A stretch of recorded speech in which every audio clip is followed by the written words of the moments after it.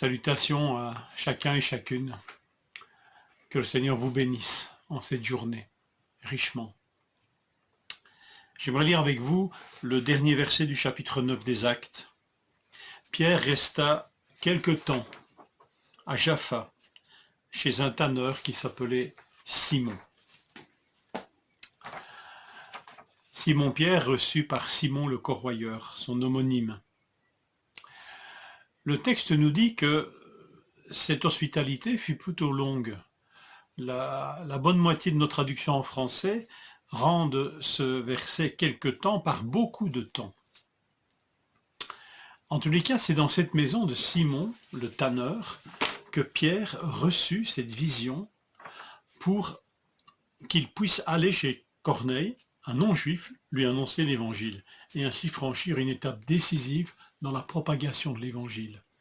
On est là dans des moments clés de la progression de l'évangile jusqu'aux nations. Pierre a reçu dans cette maison une vision claire avec ce message: ce que Dieu déclare pur, toi ne le considères pas comme impur. On peut dire quelque part qu'en logeant dans cette maison, parce que qu'est-ce que cette maison d'un tanneur, sinon la maison d'un impur? Les tanneurs étaient considérés comme impurs puisqu'ils touchaient des carcasses d'animaux, des animaux morts, qui rendaient légalement impur celui qui pratiquait de telles activités. Et voilà que Pierre se retrouve assez longtemps dans la maison d'un impur.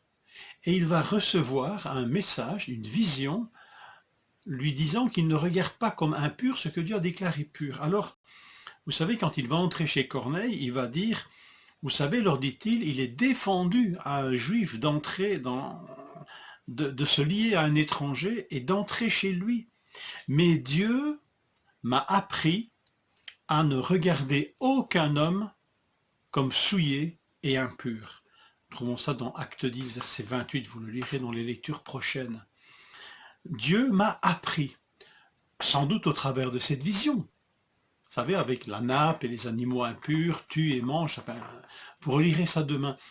Mais n'a-t-il pas appris non plus pendant des jours, au contact de Simon le tanneur, à côtoyer un homme impur? Et si Simon est un disciple, et un disciple hospitalier, qui offre à Pierre cette extraordinaire hospitalité, Pierre, à mon avis, a été préparé par Dieu à se poser des questions sur ce qu'il regardait comme impur. Ce Simon le Corroyeur était presque une démonstration que ce que Dieu rend pur est pur, et ne plus regarder comme impur. Alors voilà, cette hospitalité que Simon le tanneur a donnée à Simon-Pierre l'a sans doute préparé à accueillir plus favorablement encore ce message qu'il va recevoir par cette vision. Simon le Corroyeur, Simon le tanneur a préparé quelque part Pierre à aller chez un autre impur pour lui annoncer l'évangile. J'imagine que ça a dû travailler notre ami Simon-Pierre, que ce Simon, le tanneur, homme impur selon la loi, vivant en dehors des villes, comme c'était le lot de tous les tanneurs, puisque non seulement ils étaient impurs, mais en même temps, le métier était particulièrement malodorant et plein de problèmes de tout ordre. Donc finalement, ils vivaient toujours à l'écart des villes. La question est quand même troublante: comment, Seigneur, ce Simon-Pierre, homme pieux, a-t-il pu vivre et recevoir et accepter l'hospitalité de Simon le tanneur? N'y avait-il que lui pour offrir une telle hospitalité à Pierre? Est-ce que sa maison est à l'écart de son activité de tanneur? Je ne sais pas. En tous les cas, c'est de là que Pierre va recevoir cette vision et ouvrir la porte de l'évangile aux non-juifs.